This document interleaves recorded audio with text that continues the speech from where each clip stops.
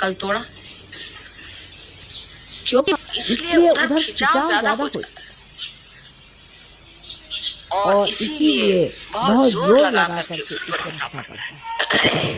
हालांकि परमेश्वर की शक्ति आतुर है कि आपको कमल के जैसे सुंदर ऊर्ध्वगति दान करे, और उसने प्रदान किया भी।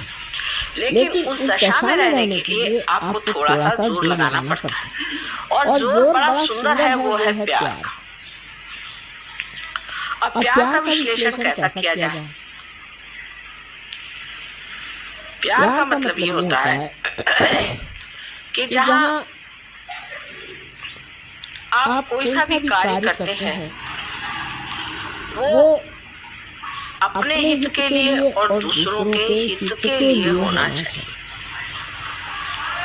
हित आत्मा का साध्य होना चाहिए। आत्मा का हित जो है वही प्यार है और वही आनंद है। अब हम देखते हैं कि दुनिया में लोग किसी भी एक धारणा पे जुट जाते हैं। यही बात ठीक है, ऐसे करना चाहिए, यही होना चाहिए, मैं यही ठीक समझता हूँ, ऐसे करना चाहिए। इसे हम लोग अहंकार कहते हैं। अहंकार मैंने मैं करता। कितने बार आपसे मैंने बताया कि हम कुछ भी नहीं करते। कोई मरी हुई चीज को अगर हम दूसरी मरी हुई चीज बना दें तो हम क्या करते हैं? समझ लीजिए अगर एक पेड़ मर जाए और उससे हम एक फर्नीचर बना दें तो हमने क्या विशेष चीज कर ली? कुछ भी नहीं किया, एक मरी से दूसरी बना ली। और मरी हुई चीजों को इस्तेमाल करने से हम भी धीरे धीरे मरते हैं, माने हमारे भी अंदर आदतें जुट जाती हैं। जैसे कि हमें अगर आदत हो गई कि हम पलंग पे सों तो जमीन पे नहीं सो सकते, फिर पलंग उठाते फिरिए दुनिया भर में। अब हमारी क्योंकि जड़ता से ही प्रगति हुई है, जड़ की ओर आकर्षण एक तरह से बना हुआ है। उसको तोड़ने का एक ही तरीका है, क्या हम अपने से प्यार करते हैं? क्या हम स्वयं को प्यार करते हैं? अगर हम स्वयं को प्यार करते हैं तो कितनी बातें उसमें आ जाती हैं कि क्या हम कोई सा भी कार्य करते वक्त अपना अपमान या उपमर्द तो नहीं करते? माने चिढ़ जाना, बिगड़ जाना, नाराज हो जाना, जिसके लिए फिर हम दुखी भी हो तो भी जिस वक्त हुआ सो तो उतर गई आपकी इज्जत। दूसरी बात, अगर हम अपने से प्यार करते हैं तो हमारे अंदर एक तरह की ऐसी व्यवस्था होनी चाहिए कि दूसरा देखने वाला कहे कि कोई संत खड़ा हुआ है। आप लोग सब संत हो गए, थोड़े कच्चे भी हैं, ये नहीं मैं कहती कि सब पक्के संत हो गए। अब कच्चे तो सही पर हो तो गए आप संत। आप असंतों के जैसे तो घूम नहीं सकते। अगर आपका अब बर्ताव इस तरह से रहे कि जो एक संत नहीं करता तो ये तो बहुत बड़ी अपनी हानि है।